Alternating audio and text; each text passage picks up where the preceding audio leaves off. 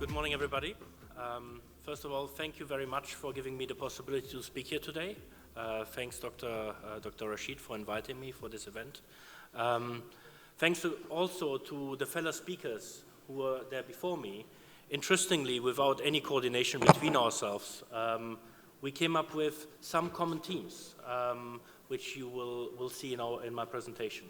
So the common themes are the mega trends. You heard them before. The guys from Siemens have mentioned it.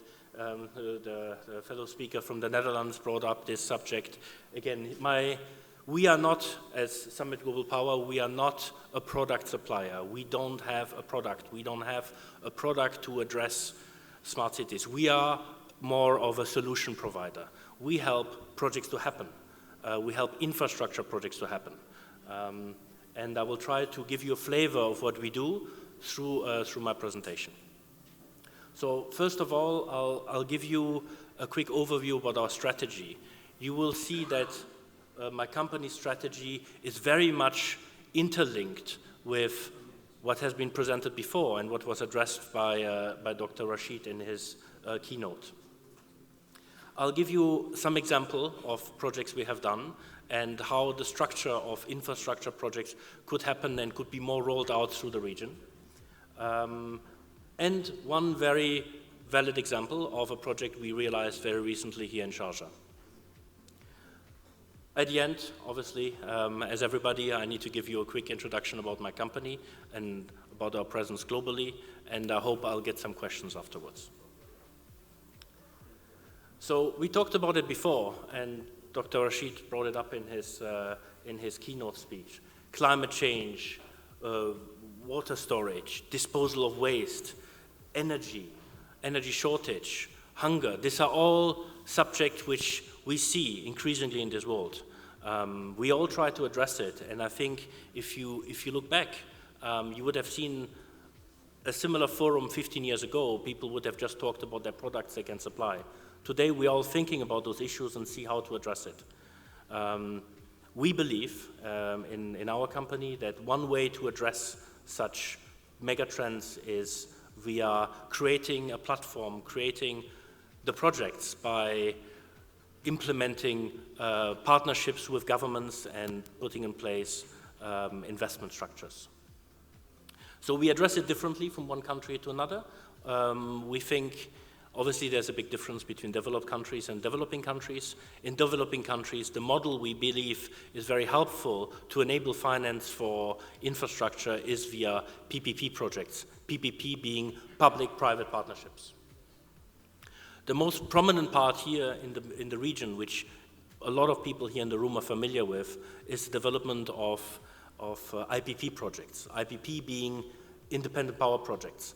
Most of the power you procure in the UAE, you use at home, is produced by privately owned power plants. Again, these are partnerships usually with the government. Each party in those projects takes a very particular role.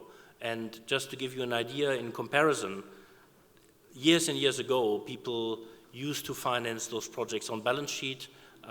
Utilities went out to the market, took development risk, financed the projects by themselves, operated by themselves. This model has changed. In a lot of countries here in the region, and in particular in the UAE, you see that the development and the risk-taking to enable those projects is taken by private investors. I will go more into detail a bit later in my presentation of one very recent project we have delivered here in Sharjah, but there are numerous examples in the UAE, Abu Dhabi being probably the biggest front runner in that field. The difference is really the role each party plays in the project and all the different key parameters you need to put in place to deliver such projects. It's all about risk allocation. So the different risks in a project, whether it's market risks, financial risks, construction risks, or all the legal permitting risks are assigned to different parties in the projects. The government usually takes the role of taking the market risk because here in the markets here, the government is still the provider of power to its people. So fuel and electricity market risk is taken by the government, while other risks are allocated to different parties. construction risk, usually to a company with the experience to build, operation to a company experienced to operate, and financing to investors such as ours who are familiar to structure projects to get attractive financing. The benefit of PPP structures, in particular in the power sector, but it applies also to many other sectors, is that the capital invested by investors is deployed much more efficiently than it is the case in typical public procurement. The project is structured in a way to optimize the sharing of risks throughout the project life. And as I said, it's all about allocation of risk. The quality of infrastructure you get from those private investments are usually much more modern, more up-to-date, because it is key for the private investor to build something efficient he can improve over time. And the reality is the procurement process, because there's always pressure on the private sector to deliver something very competitive, you get, as a government, more value for money. How to make such projects successful? And I think we have demonstrated this, exactly those parameters here in the project we have delivered here. Important is the right allocation of risks. Project financing is a very complex matter. It's all key to allocate the risk to the people who can influence it. Important is to use templates that have been proven, because banks are very scared of doing something new. So it's key to find a template which has been proven before. It's important that the parties maybe who have a bit less experience in the field hire world-class consultant to support them. It is absolutely essential to try to use knowledge sharing to deliver those projects. Involve the banks, involve them as early as possible is key, and otherwise you will have a disconnect and you lose time over the development of such project.